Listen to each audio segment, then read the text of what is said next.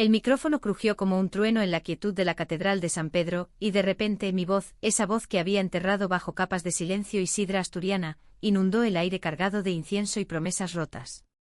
Irene, amor mío, no puedo vivir sin ti.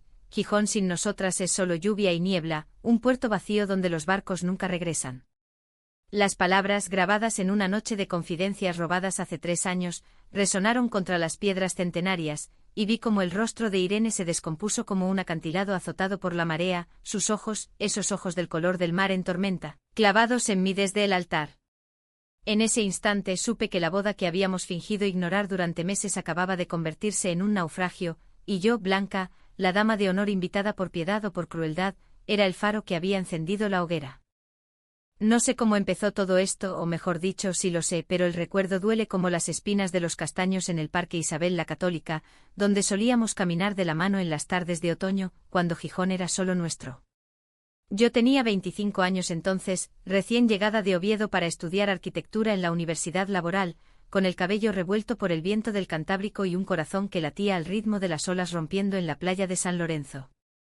Irene era la luz de la Facultad de Bellas Artes, 24 años, piel oliva heredada de su abuela gallega, y una risa que hacía que los atardeceres parecieran pintados por ella misma. Nos conocimos en una exposición improvisada en el Casco Viejo, donde ella colgaba lienzos abstractos de azules furiosos y yo admiraba cómo capturaba la furia del mar en lienzos que olían a trementina y sal. «Eres la que diseña puentes invisibles», me dijo esa noche, con una copa de vino tinto en la mano, refiriéndose a un proyecto mío sobre estructuras efímeras. Su voz era ronca como el graznido de las gaviotas sobre el puerto, y en ese momento, algo en mí se rompió. Hablamos hasta que las luces de las farolas parpadearon, caminando por la Rúa Santa Escolástica, donde los bares derramaban fabada y chigre al aire. Esa fue la primera noche que compartimos un beso robado contra la pared de la iglesia de San Juan, con el eco de las campanas como testigos mudos. Pero Gijón, mi amada Gijón, no era una ciudad para amores como el nuestro. Asturias, con su catolicismo arraigado y sus familias como castillos inexpugnables, toleraba las mareas altas, pero no las pasiones que desafiaban las normas. Nuestra historia floreció en secreto como las hortensias que brotan en los jardines ocultos de Cimadevilla. Pasábamos fines de semana en una casita alquilada en Luarca, fingiendo ser primas lejanas, donde el rumor del mar ahogaba nuestros susurros. Irene pintaba mientras yo esbozaba planos de casas que nunca construiríamos juntas, sueños de un futuro donde pudiéramos caminar de la mano por el muro sin miradas de reojo. «Blanca, ¿y si un día nos vamos a Madrid? Allí nadie nos juzgará», me decía ella con los pinceles entre los dedos manchados de azul cobalto. Yo asentía, pero en el fondo sabía que Gijón era nuestra raíz, el puerto donde habíamos anclado el alma. Su familia, los Fernández, eran dueños de una sidrería en el centro con raíces profundas en la Reconquista asturiana, mi familia, modesta, de pescadores en Lastres, pero igual de aferrada a las tradiciones. El primer conflicto surgió como una galerna inesperada, esa niebla fría que envuelve la costa y te deja ciego. Fue en la fiesta de la sidra, cuando un primo de Irene nos vio salir juntas de un bar en la Plaza Mayor, riendo demasiado cerca. Al día siguiente su madre, doña Carmen, la confrontó en la cocina de la sidrería, con el olor a manzanas fermentadas como telón de fondo. «Hija, ¿es eso de andar con esa chica de Oviedo? La gente habla y en Gijón, las lenguas son más afiladas que los cuchillos de mariscar». Irene me lo contó llorando en la playa de Poniente, donde las olas lamían nuestros pies descalzos. «No es nada, mamá, exagera», le mentí, pero el miedo ya se había colado como arena en los zapatos. Intentamos ignorarlo, pero las grietas se ensancharon. Yo empecé a notar cómo Irene se apartaba en público, cómo sus besos se volvían fugaces como el vuelo de un charrán. Una noche, después de una discusión en mi apartamento cerca de la universidad, ella confesó: «Blanca, mi padre está enfermo y la sidrería. Si se enteran, nos arruinarán.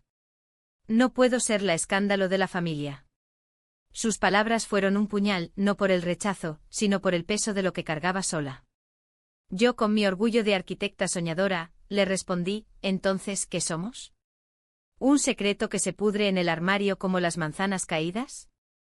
Esa fue la primera ruptura, un mes de silencio roto solo por mensajes a medianoche: «Te echo de menos.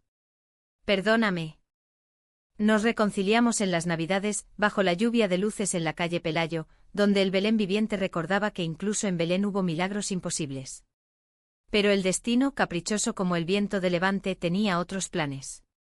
Enterré esa grabación en un viejo teléfono que guardaba en una caja bajo mi cama, una confesión que le hice a Irene una noche de tormenta, cuando el rayo iluminaba su rostro y yo juraba que la amaría hasta que el mar se secara. Grábame si quieres, para que nunca olvides, le dije entonces, y ella lo hizo, riendo. Nunca pensé que ese archivo se convertiría en una bomba de relojería. Años después, cuando Irene anunció su compromiso con Javier, un abogado de Oviedo que olía a colonia cara y ambición, el mundo se me cayó encima como un derrumbe en las minas de carbón abandonadas de Mieres. Fue en una cena en la sidrería familiar, donde yo había sido invitada por lástima, o por masoquismo propio. Blanca, serás mi dama de honor, ¿verdad? Eres mi mejor amiga, me dijo ella, con una sonrisa que no llegaba a los ojos, mientras Javier asentía, ajeno a todo. ¿Mejor amiga? Las palabras quemaban como la quemada de la sidra mal escanciada. Acepté porque rechazarla habría sido admitir que aún sangraba, y en Gijón, las heridas se curan con sal y silencio. Los meses previos a la boda fueron un purgatorio disfrazado de preparativos. Ensayábamos en la playa de Santa Catalina, donde el viento salado nos recordaba lo frágil de todo. Irene parecía feliz, o al menos lo fingía con maestría, pintando invitaciones con motivos de conchas y faros. Yo, meanwhile, diseñaba el arco floral para la ceremonia, entretejido con hortensias azules que gritaban nuestro color secreto. Javier era correcto, educado, pero vacío como un barco sin velas. No la merecía, pero ¿quién era yo para juzgar? En las noches solitarias releía nuestros viejos mensajes, y el odio hacia mí misma crecía. ¿Por qué no luché más? ¿Por qué dejé que el miedo nos separara? Una semana antes de la boda, encontré el teléfono viejo mientras mudaba mi apartamento. El archivo estaba allí intacto, un fantasma digital. Lo escuché y las lágrimas cayeron como la lluvia de noviembre en el puerto. En un impulso o en un acto de venganza disfrazada de liberación, lo copié a un USB y se lo envié a un amigo común, Marcos, el técnico de sonido de la catedral, con una nota anónima, para que la verdad salga a la luz. No firmé, no pensé en las consecuencias. Solo quería que Irene recordara quién era antes de vender su alma por una vida de apariencias. El día de la boda amaneció con un sol traicionero, como si el cielo asturiano se burlara de nosotras. La catedral de San Pedro, con sus gárgolas vigilantes y su olor a madera vieja, estaba adornada con blancos y azules, mis hortensias trepando por las columnas como venas expuestas. Yo, en mi vestido de dama de honor, azul como el mar en calma, sostenía el ramo de Irene mientras ella subía al altar, radiante en su traje de encaje, el velo ondeando como una bandera de rendición. Javier esperaba, sonriente con su smoking impecable. Los invitados, familiares, amigos chismosos de Gijón, llenaban los bancos, murmurando sobre lo perfecta que era la pareja. El sacerdote, un hombre anciano con voz de trueno, comenzó la ceremonia.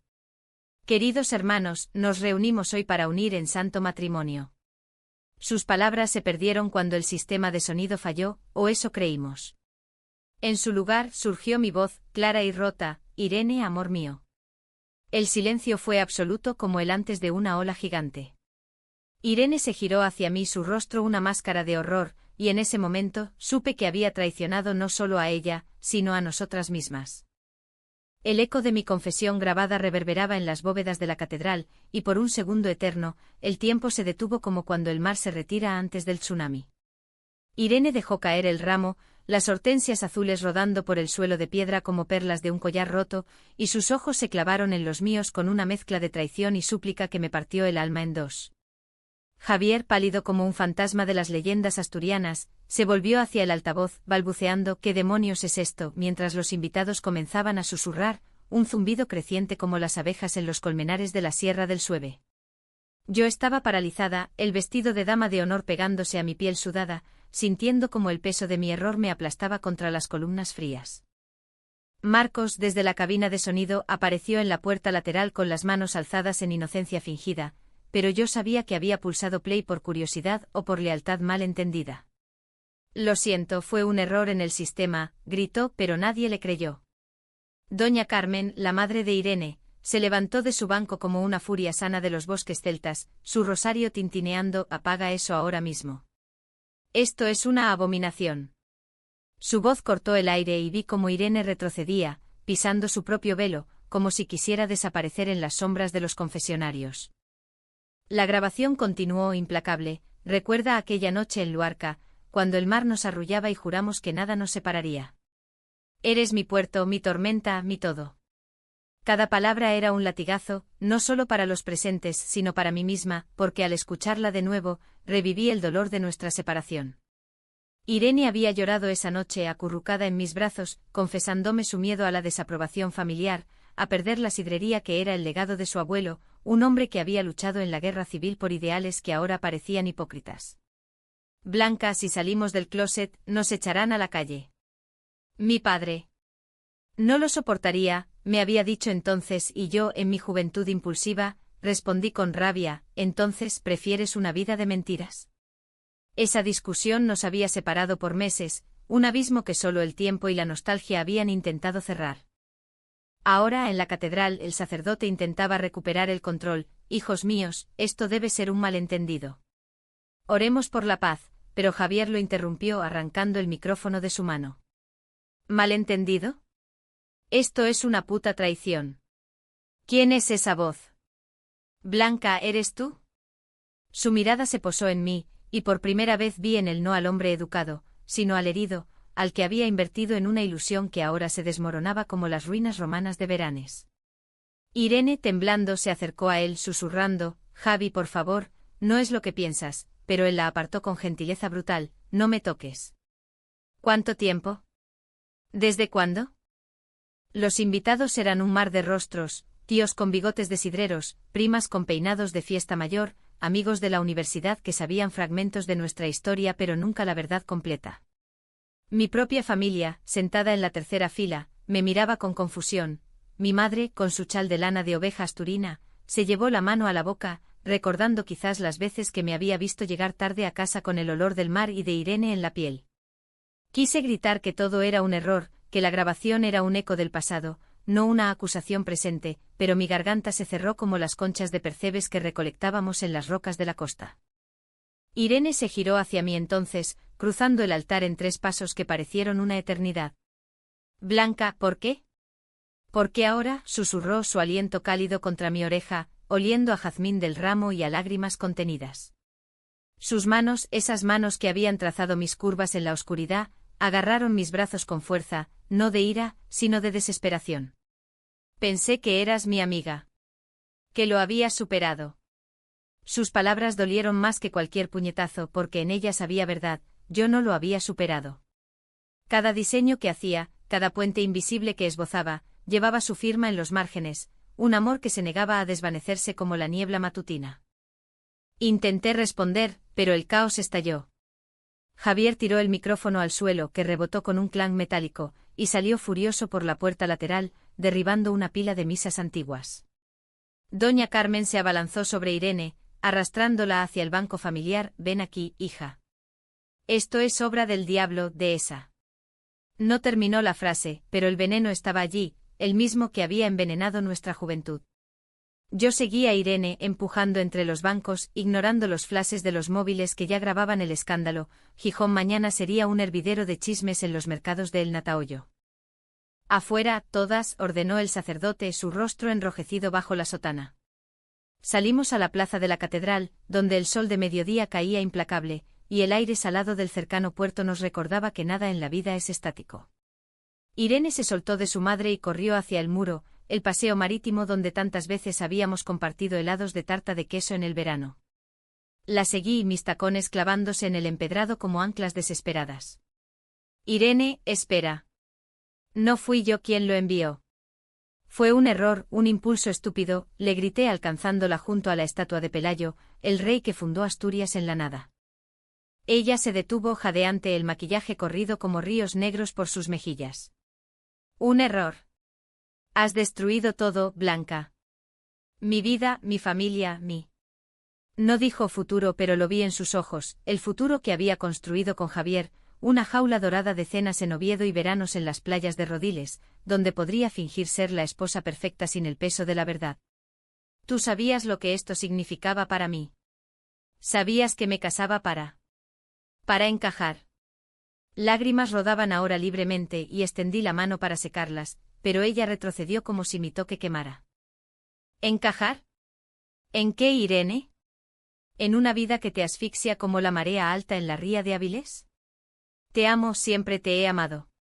Esa grabación es la verdad que nos robaron. Mi voz se quebró y por un momento vi a la Irene de antes, la que pintaba amaneceres en acuarelas y me dedicaba sonetos improvisados sobre sirenas asturianas. Pero el momento pasó, y ella sacudió la cabeza. Amor no es suficiente, Blanca. No en Gijón, no con mi sangre. Mi padre murió pensando que yo era su orgullo, no puedo manchar eso. Hablamos allí bajo el sol que se hundía hacia el horizonte, mientras los invitados dispersados formaban corros en la plaza, lanzándonos miradas como flechas. Le conté cómo había encontrado el archivo, cómo el dolor de la invitación como dama de honor me había nublado el juicio. Quería que recordaras, que vieras que mereces más que una farsa. Ella rió amargamente, un sonido que me heló la sangre. ¿Y ahora qué? Todos saben. Mi madre me odiará, Javier me demandará por humillación, ¿y tú? Tú serás la villana de esta ópera asturiana. Al atardecer regresamos a la sidrería, un bastión de madera oscura en la calle de la estación, donde el olor a manzanas prensadas intentaba ahogar el escándalo. Doña Carmen nos esperaba, con los brazos cruzados y una botella de sidra sin abrir como arma. Irene, sube a tu habitación. Y tú, Blanca, no vuelvas a pisar esta casa. Su voz era acero templado en las fraguas de Samá, pero en sus ojos vi el miedo de una madre que había perdido ya a un esposo y temía perder a su hija al abismo de la vergüenza social. Irene obedeció, pero antes de subir las escaleras crujientes, se volvió hacia mí. Mañana hablamos. Sola. Asentí, el corazón latiendo como un tambor de la fiesta de San Juan. Esa noche en mi apartamento vacío cerca de la playa de Arbellu, no dormí. Caminé por la orilla, las olas lamiendo mis pies, preguntándome si el mar, testigo de nuestros amores, me absolvería de mi pecado. La mañana siguiente amaneció con la niebla típica de Gijón, esa bruma que envuelve la ciudad como un sudario y hace que las sirenas del puerto suenen como lamentos de almas perdidas. Me desperté con el teléfono vibrando en la mesilla, mensajes de amigos y conocidos. ¿Es verdad lo de la boda? ¿Tú y Irene? Bloqueé las notificaciones, pero el daño estaba hecho. Gijón era un pueblo disfrazado de urbe, donde los secretos viajan más rápido que el tren a Oviedo. Me vestí con jeans y un suéter de lana gruesa, el frío asturiano no perdona ni a los corazones rotos, y bajé a la sidrería, donde el cartel de cerrado por duelo familiar colgaba como una bandera a media asta. Doña Carmen me recibió en la puerta con los labios apretados, su delantal manchado de mosto como si hubiera intentado ahogar sus penas en el trabajo. «Has subido al ático. Pero Blanca, escúchame, si la haces más daño, juro por la Virgen de Covadonga que te echo de esta ciudad». Sus palabras eran un juramento antiguo, de esos que se sellan con sangre de cordero en las romerías del interior. Asentí sintiendo el peso de generaciones de mujeres asturianas que habían guardado amores prohibidos en diarios quemados. El ático era el santuario de Irene, un desván lleno de lienzos apilados, tubos de pintura resecos y el olor persistente a óleo y sal marina. La encontré sentada en el suelo, rodeada de bocetos rasgados, caras abstractas que ahora reconocía como las nuestras, deformadas por el dolor. Llevaba el mismo vestido de novia arrugado, el velo tirado como un trapo sucio, y su cabello negro cayendo en cascada salvaje. «Siéntate», me dijo sin mirarme, señalando un taburete cojo. Obedecí, el corazón en la garganta como una espina de erizo de mar. «¿Por qué lo hiciste, Blanca? Dime la verdad, sin excusas románticas». Su voz era plana, como el mar en calma antes de la galerna, y en ella oí el eco de todas las discusiones pasadas. Respiré hondo oliendo el incienso quemado de la noche anterior, seguramente había intentado rezar por respuestas. Porque te vi subir al altar y quise gritar. Quise que el mundo supiera que esa mujer radiante no era para él, sino para mí. Para nosotras. Lágrimas picaban en mis ojos, pero las contuve. En Asturias el llanto es para las tormentas, no para las conversaciones. Ella levantó la vista entonces, y vi las ojeras profundas, como surcos en la tierra de los prados de Llanes. Tú no entiendes. Javier era mi salvación, Blanca. No amor, pero estabilidad. Después de que mi padre muriera, la sidrería se hundía, él invirtió, prometió un futuro. ¿Y yo? Yo acepté porque el amor como el nuestro duele demasiado. Cada vez que te veía en la universidad, con tus planos y tu fuego, recordaba lo que perdí. Pero no podía arriesgarlo todo por un sueño. Sus palabras eran confesiones a medias, y en ellas oí el conflicto que nos había separado, su lealtad a la familia contra mi idealismo ciego. Le conté mi lado como los años solos me habían moldeado en una mujer amargada, diseñando edificios que se erigían en Gijón pero nunca un hogar nuestro. Cada puente que dibujo es para ti, Irene. Estructuras que unen orillas imposibles. Ella sonrió débilmente tocando un boceto en el suelo, dos figuras entrelazadas contra un fondo de olas. Yo también te llevo conmigo. Cada cuadro es un pedazo de nosotras. Pero ayer todo se rompió. Javier se fue a Oviedo furioso, amenazando con contarlo todo. Mi madre me gritó hasta la medianoche hablando de deshonra, de excomunión. ¿Y los vecinos? Ya oí los cuchicheos en el mercado. El silencio se instaló pesado como la niebla afuera, y en él revivimos los recuerdos. Recordé nuestra primera pelea seria, después de que un periódico local publicara una foto inocente de nosotras en una manifestación por derechos LGTB en Oviedo. «¿Estás loca, Blanca? Esto nos destruirá», había gritado ella en mi apartamento, tirando cojines como si fueran bombas. Yo herida respondí, mejor destruida por la verdad que intacta por la mentira. Esa noche dormimos separadas por primera vez, y el abismo creció. Ahora en el ático Irene se levantó y caminó hacia la ventana, desde donde se veía el puerto con sus grúas inmóviles. «Quiero odiarte pero no puedo. Eres el único pedazo de mí que queda vivo». Extendió la mano y yo la tomé sintiendo el calor familiar, el pulso acelerado como en nuestras noches en la casita de Luarca. Nos abrazamos, un abrazo que era disculpa y promesa, pero interrumpido por un golpe en la puerta. Era doña Carmen con una bandeja de café y bizcochos, su rostro endurecido pero con un atisbo de rendición. «Comed algo. No resolveréis nada con el estómago vacío, como decía mi abuela». Bajamos juntas las tres a la cocina de la sidrería, donde el fuego crepitaba en la chimenea de leña de castaño. Por primera vez hablamos abiertamente. Doña Carmen, sorbiendo su café negro como el alma de un minero, confesó: «¿Sabía algo, sabes? Tu padre, Irene, me advirtió antes de morir, vigila a esa chica de Oviedo. Pero el amor es como la sidra, fermenta en secreto y explota si no lo escancias bien». Sus palabras eran un puente inesperado, y vi en ella no a la enemiga, sino a una mujer que había amado en silencio durante décadas, casada por deber con un hombre que la respetaba pero no la encendía. Esa tarde, mientras Irene y yo paseábamos por el parque de Isabel la Católica, los castaños desnudos como testigos mudos, el conflicto se profundizó. Un grupo de antiguos compañeros de la universidad nos interceptó en el puente sobre el río Piles. «Escándalo en la catedral». «¿Es verdad lo de la grabación?», preguntó uno, riendo con malicia. Irene se tensó pero yo, impulsada por una rabia nueva, respondí: «Sí, es verdad. Amé a Irene, y ella a mí». «¿Y qué? Gijón ha visto guerras y mareas, un amor como este no la hundirá». Mis palabras fueron un desafío, y por un momento vi orgullo en los ojos de Irene, pero también miedo. «Blanca, no luches mis batallas». Esa noche Javier regresó. Llamó a la puerta de la sidrería al anochecer, con el rostro demacrado y una botella de vino de Ribera del Duero como ofrenda de paz falsa. «Hablemos, Irene. Solo nosotras. Quiero decir, solo yo y tú». Ella lo recibió en el comedor privado, y yo esperé afuera, oyendo fragmentos a través de la puerta entornada. Esto fue un error, un chiste de mal gusto. Podemos anularlo todo, empezar de nuevo. Su voz era persuasiva como un abogado en juicio, pero Irene replicó: «No, Javi. Nunca te amé. Te usé como escudo, y lo siento. Pero la verdad duele menos que la mentira». Oí el portazo y salí al porche donde la lluvia había empezado a caer, fina como susurros. Irene salió llorando y nos refugiamos en mi coche, conduciendo sin rumbo por la costa hacia Cudillero, donde las casas cuelgan de los acantilados como sueños precarios. «Lo perdí todo por ti», sollozó ella, pero en su tono había alivio, como si al fin respirara aire puro. Aparcamos junto al mar y hablamos hasta el alba, de sueños postergados, de cómo el escándalo podría destruir la sidrería pero también liberarla. Quizá vendamos y nos vayamos. A Barcelona, donde el mar es Mediterráneo y las normas, más flexibles, propuse, y ella asintió, trazando patrones en el vaho del cristal.